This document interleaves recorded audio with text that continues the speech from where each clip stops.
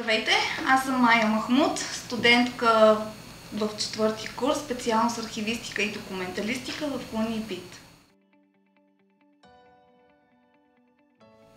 По време на студентската си практика попаднах в Националната библиотека, благодарение на мои преподаватели от UniBIT.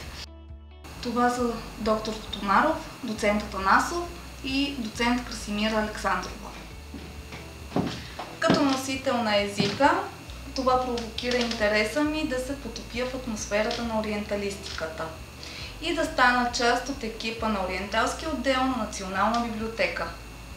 UniBIT ми даде приятелства, контакти и мотивация за по-високо израстване в академичен и професионален план.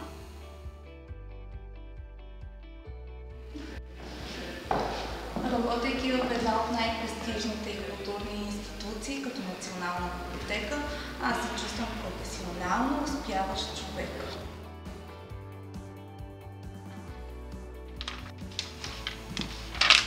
За мен UniBIT е тялото, Национална библиотека душата.